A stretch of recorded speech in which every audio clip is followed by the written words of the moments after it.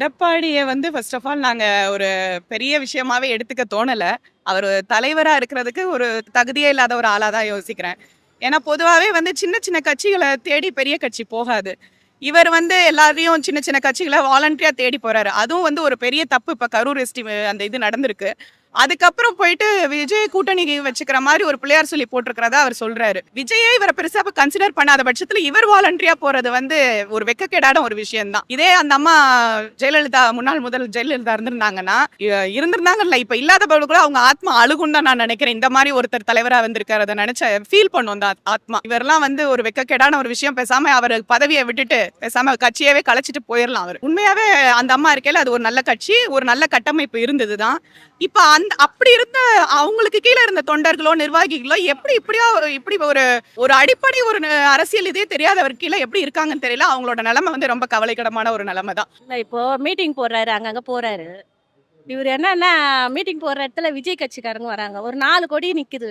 அதை நினைச்சிட்டு என்ன சொல்றாரு எடப்பாடி என்ன பண்றாரு, விஜய் கட்சிக்காரங்க நம்ம கிட்ட வருவாங்க அப்படின்னு நினைச்சிட்டு அவரு என்ன பண்றாரு, விஜய் கட்சிக்காரங்க நம்ம வருவா இவர் எடப்பாடி போவாருன்னு நினைச்சிட்டு இருக்காங்க. இல்ல இவ்வளவு பெரிய கட்சியை வந்து அவங்கள கூப்பிடுறாங்களே, அசிங்கமா இல்ல? எடப்பாடிக்கு ஜெயலலிதா அம்மா வந்து இருக்கும் போது நல்லா அவ்வளோ டேப்பா இருந்தாங்க, நல்லா இதுவா இருந்தாங்க. அவங்க எவ்வளவு பெரிய ஆளு. அந்த அம்மா காலே உழுந்து வந்தவர். எதுக்கு நீங்க போய் இன்னொருத்தர போய் நீங்க கேக்குறீங்க? எதுக்கு விஜய் கட்சிக்காரங்க? அவனுக்கு ஒரு கட்சியா அது. இப்ப எவ்வளவு பேர் இதானாங்க, 41 பேர். எவ்வளவு கஷ்டமா இருக்குது, மனசு கஷ்டமா இருக்குது. இப்ப மோடி வந்து விஜய்க்கு வந்து ஆதரவா இருக்காரு. அப்படியாப்பட்ட கட்சியில போய் நம்ம கூப்பிடலாமா விஜய் கட்சிக்காரங்கள? எடப்பாடி எதுக்கு இந்த இதெல்லாம் தேவையா? அவருக்கு தொண்டர்கள் இருக்காங்க, இவ்வளவு தொண்டர்கள் நீயே தனியா நடத்தலாமா? எதுக்கு நீங்க அவன் விஜய் கூட போய் கூட்டணி கூப்பிடுற?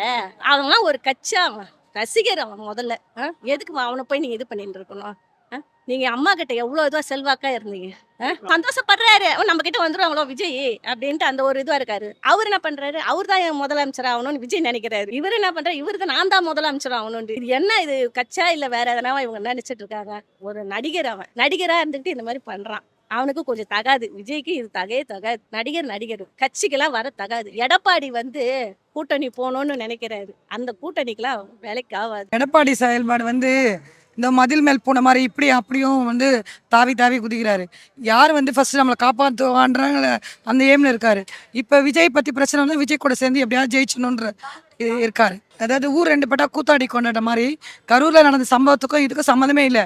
ஆல்ரெடி இவர் எல்லாமே காலில் ஒன்று தான் அவரே வாங்கினாரு. இந்த போஸ்டிங்கு பொறுப்புன்றதுக்கு கொடுத்தது. அதுக்கப்புறம் திருப்பி இப்போ ஓபியை பகச்சிக்கிட்டாரு. உங்க கட்சியிலே 3-4 கட்சி இருக்குது, 3-4 பேர் தலைவர்ன்றாங்க. அவங்களுக்குள்ளே உட்பூசல் இருக்கும்போது இதுக்கு நடுவில் இப்போ கரூர் சம்பவம் வந்து விஜய் கூட்டணியை வச்சு அவர் வந்து சந்திர சிந்து பண்ணலாம்னு நினைக்கிறாரு. அதை வச்சு மேலே வரலான்னு அவர் பாக்குறாரு. பெண்ணா இது வந்து அந்த அம்மா காசிக்கு நான் நினைக்கிறேன். முன்னாள் சிஎம்மா இருந்தாங்களே அவங்கள வந்து இவர் அசிங்கப்படுத்துற மாதிரி இருக்காரு. அந்த அம்மா இருக்கும் எல்லாரும் அவங்க தேடி தான் போனாங்க. அவர் கெத்தா இருந்தாங்க. ஒரு மகளிர நான் சொல்றேன், அது அந்த அம்மாவுக்கு பண்ற அசிங்கம் இந்த ஆள் பண்றது. இவரை தேடிதான் மற்றவங்க வந்து எல்லாரும் பண்ணாங்க. இந்த ஆள் போய் தேடி போய் காலில் உழுறது போறது வர்றது. விஜய்ன்றவன் அவனை தேடி அவன் தான் இவன் தேடி வரும். ஆனால் இந்த ஆள் தேடி போயிட்டு கொடி பிடிச்சா நம்மளுக்கு தான் நம்ம தான் சிஎம் ஆகிடும் அப்படின்னு கனவு காண்றான் இவன். அவங்க இதில் இத்தனை பேர் இருக்கிறாங்க. தினகரன் எவன் வேணா இருக்கிறான் அந்த கட்சியில்.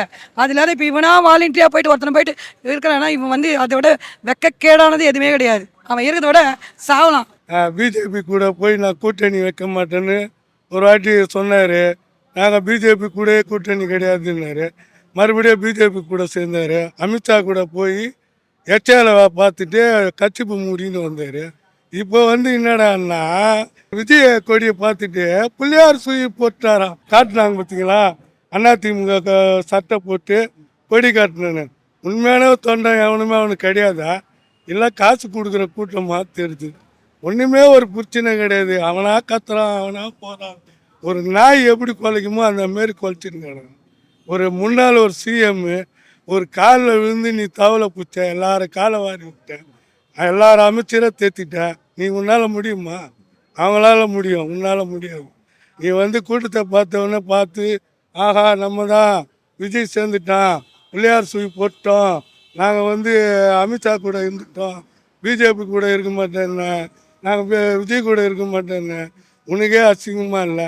நம்ம வந்து இலை எடுக்கிறோம்ல, அந்த மாரி தான் இவங்க எடுக்கிறாங்க. ஒரு தரம் இல்லை. அதிமுக எப்படி ஜெயலலிதா இருந்தால் இப்படி விடுவாங்களா?